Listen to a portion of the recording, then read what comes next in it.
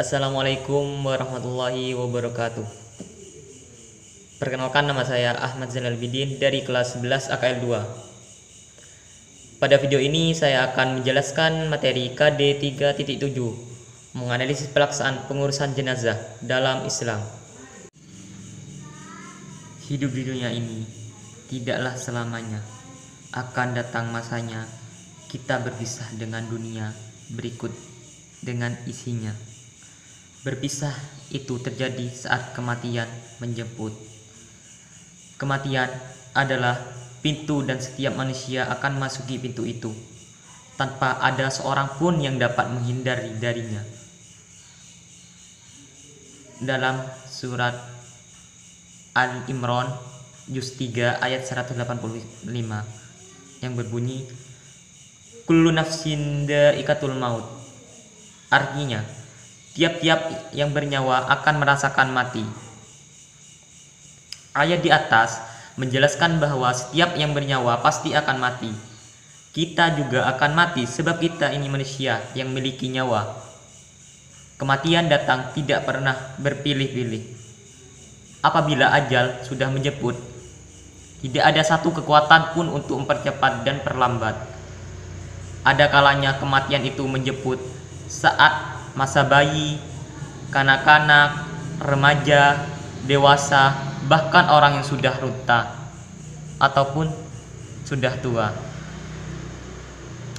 Kadang ia menjemputnya saat manusia sedang tidur, sedang bersama-sama. Ajal pun menjemput, tidak tahu kapan kita datang. Langsung saja, yang A, kewajiban umat Islam terhadap jenazah.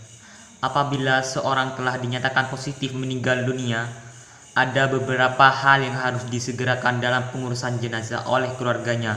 Yang pertama itu memandikan, yang kedua mengkafani, yang ketiga menyolatkan, dan yang keempat menguburkannya. Hal-hal yang harus diperhatikan yaitu yang pertama, pejamkanlah matanya dan mohon ampunan kepada Allah Subhanahu wa taala atas dosa-dosanya. Yang kedua, tutuplah seluruh badannya dengan kain sebagai penghormatan dan agar tidak kelihatan auratnya. Yang ketiga, ditempatkan di tempat yang aman dan jangan jangkauan binatang. Yang keempat, bagi keluarga yang sahabat-sahabat dekatnya tidak dilarang mencium si mayat. Yang B, perawatan jenazah.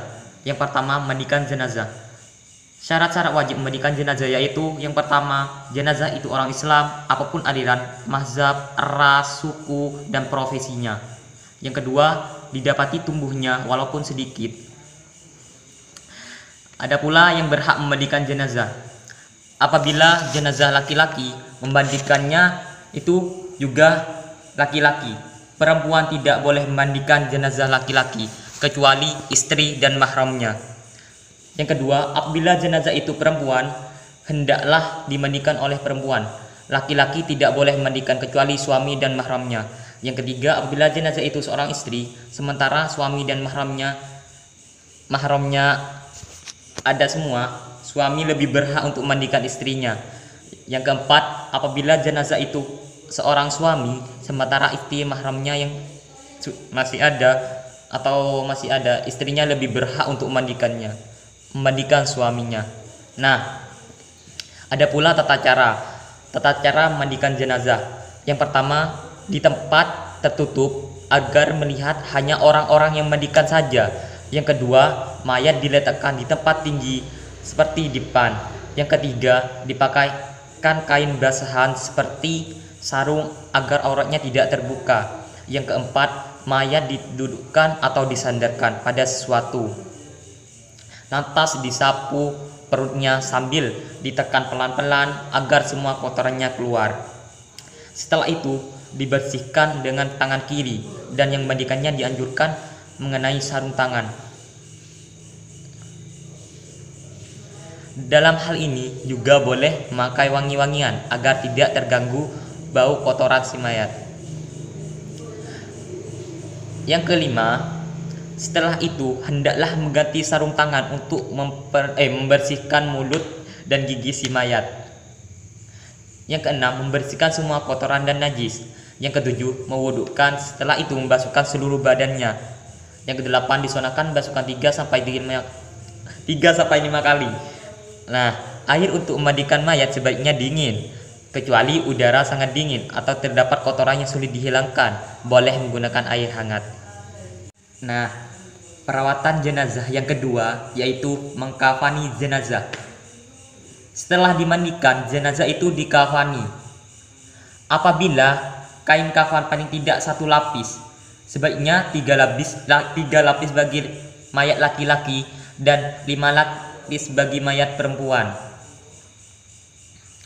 Yang ketiga, menyolati jenazah. Adapun cara menyolati jenazah yaitu untuk bisa disolati keadaan si mayat haruslah 1. Suci baik badan, tempat maupun kafan. Yang kedua, sudah dimandikan dan dikafani. Yang ketiga, jenazah sudah berada di depan orang yang menyolatkan atau sebelah kiblat. Nah, ada pula tata cara pelaksanaan sholat jenazah.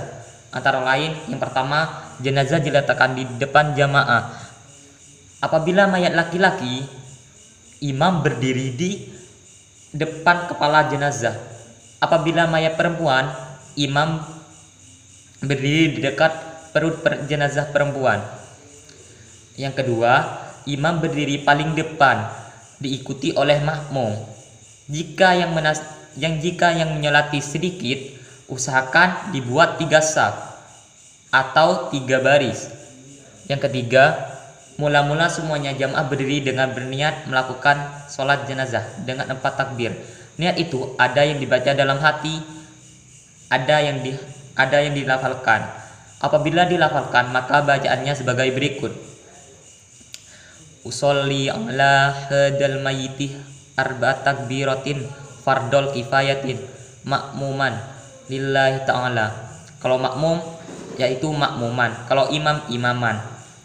Yang artinya berniat sholat atas jenazah. Ini 4 takbir fardu kifayah sebagai makmum karena Allah Ta'ala. Yang keempat, takbiratul ihram. Yang pertama, dan setelah takbir pertama itu selanjutnya membaca Al-Fatihah. Nah, yang kelima, takbir yang kedua, dan setelah itu membaca sholawat atas Nabi Muhammad SAW yang berbunyi Allahumma sholli ala Muhammad wa ala ali Muhammad. Nah, yang keenam, takbir yang ketiga, kemudian baca doa untuk jenazah. Bacaan doa bagi jenazah adalah sebagai berikut: Allahumma ghfir lahu warhamhu wa'afihi wa'fu anhu. Yang artinya, ya Allah, ampunilah ia, kasihkanlah ia, sejahterakanlah ia, maafkanlah kesalahannya. Lanjut, yaitu yang nomor 7. Takbir yang keempat dilanjut dengan membaca doa sebagai berikut: Allahumma la tahrimna ajrahu wa la taftinna ba'dahu waghfir lana wa lahu. Artinya, ya Allah, janganlah engkau menjadikan kami penghalang dari mendapatkan pahalanya, dan janganlah engkau beri kami fitnah sepeninggalannya, dan ampunilah kami dan dia. Yang kedelapan, membaca salam sambil menoleh ke kanan dan ke kiri. Nah, ada pula catatan untuk kalian. Doa yang dibaca setelah takbir ketiga dan keempat disesuaikan dengan jenis kelamin jenazahnya. Nah, yang pertama itu apabila jenazah wanita, damir atau kata ganti hu diganti dengan kata ganti he. Yang kedua, apabila jenazahnya 2 orang, damir atau kata ganti hu diganti dengan huma. Yang ketiga, apabila jenazahnya banyak, maka damir kata ganti hu diganti dengan hum untuk laki-laki atau laki-laki serta perempuan, dan huna untuk perempuan. Nah, yang terakhir, perawatan jenazah yang keempat yaitu menguburkannya. Menguburkannya jenazah, ada perihal menguburkan jenazah. Ada beberapa penjelasan sebagai berikut. Yang pertama itu Rasulullah SAW menganjurkan agar jenazah segera dikuburkan. Yang kedua, sebaiknya menguburkan jenazah pada siang hari. Menguburkan mayat pada malam hari diperbolehkan apabila dalam keadaan terpaksa. Yang ketiga, anjuran meluaskan ruang kubur. Yang keempat, boleh menguburkan 2-3 jenazah dalam satu liang kubur. Nah, yang kelima, bacaan meletakkan mayat dalam kubur. Apabila meletakkan mayat dalam kubur, Rasulullah SAW membaca Bismillahi wa ala millati Rasulillah. Artinya, dengan nama Allah dan nama agama Rasulullah. Dalam riwayat lain, Rasulullah SAW membaca Bismillahi wa ala millati Rasulillah wa ala sunnati Rasulillah, yang artinya dengan nama Allah dan nama agama Rasulullah dan atas nama sunnah Rasulullah.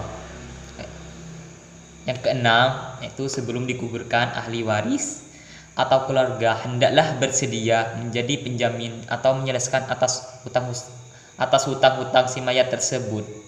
Nah, ada dua lagi pelaksanaan pengurusan jenazah, yaitu takziah dan ziarah kubur.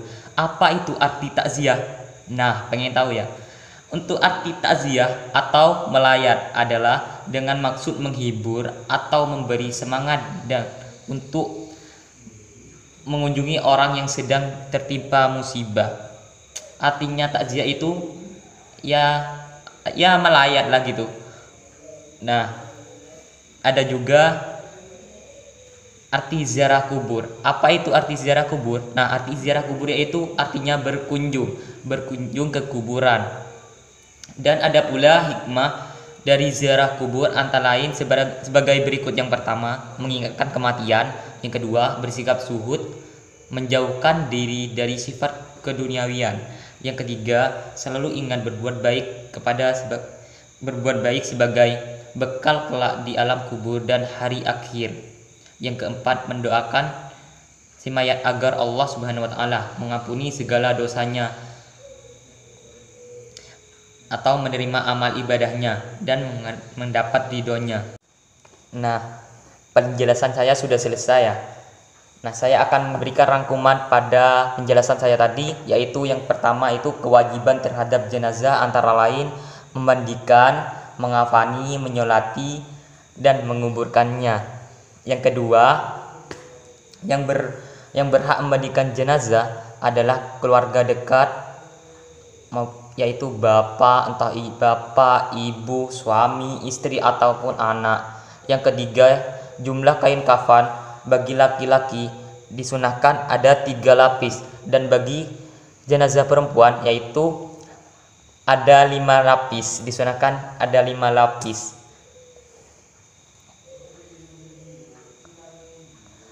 Yang keempat yaitu tata cara sholat jenazah berbeda dengan sholat biasa.